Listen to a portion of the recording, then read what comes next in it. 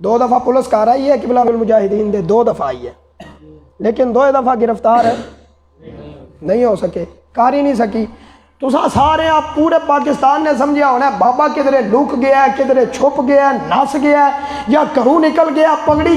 بابا جی نے فرمایا ہم وہ نہیں ہیں کہ رسول اللہ کی عزت کی پہرے داری کے لیے میدان میں نکلے اور جب مشکل حالات آ جائے تو کہیں جی ہمیں اب پگڑی بدل لینی چاہیے، اب گاڑی کا نمبر تبدیل کر لینا چاہیے، اب گاڑی کے شیشے، اب ہمیں تہ خانے میں انڈر گراؤنڈ چلے جانا چاہیے۔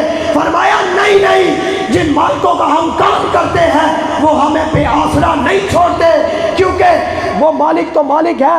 وہ ایتے سائیاں دا کوئی کتا ہی بجے آوے نا، خدا دی قسم سائی اپنے کتے نو نہیں ہاتھ لان دیں دے تے قبلہ امیر المجاہدین آپ دی تے ہستی وراء الورا سی، رسول اللہ دے آپ تے عطائے رسول سن نا، فنا پھر رسول سن تے آپ نو کدھروں کوئی اس طرح ہو سکتا سی، او تے آپ دیاں آزمائشاں سن۔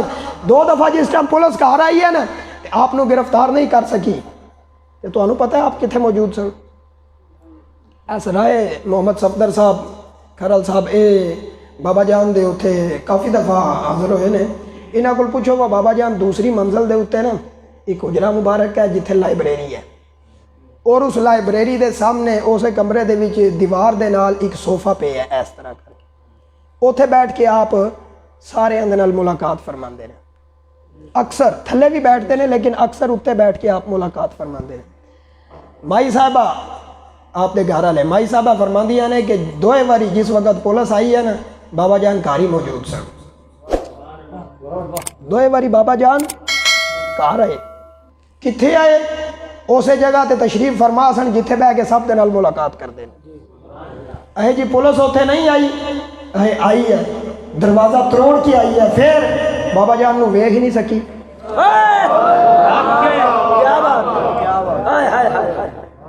بابا جان نو ویکھ ہی نہیں سکی، کیوں نہیں ویکھ سکی؟ یہ ہے وہ بات کہ ہم کہتے تھے بابا جان اپنی سیکورٹی کے لیے کوئی بندے رکھ لیں، 2 ویگو ڈالے ساتھ رکھ لیں، 5-6 گنوں والے رکھ لیں۔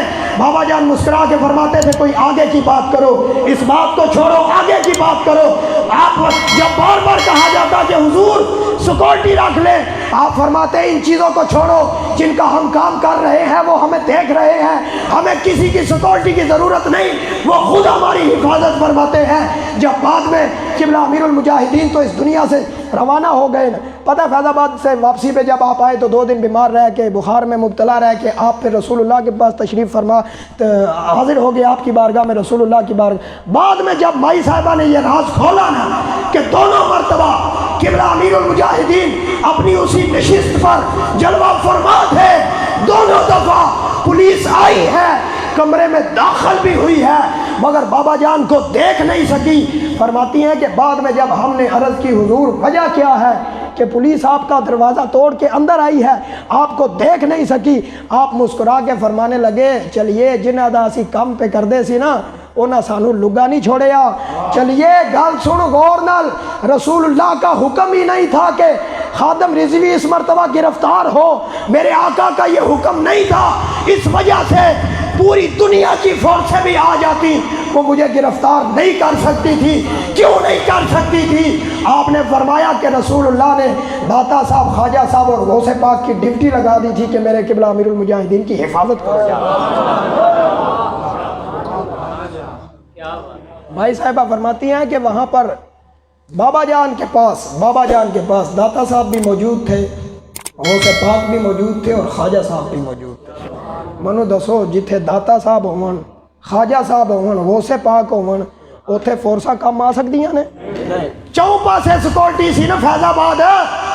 لوگ پوچھتے نے بابا اندر کیسے آیا، بابا فیض آباد میں پہنچا کیسے؟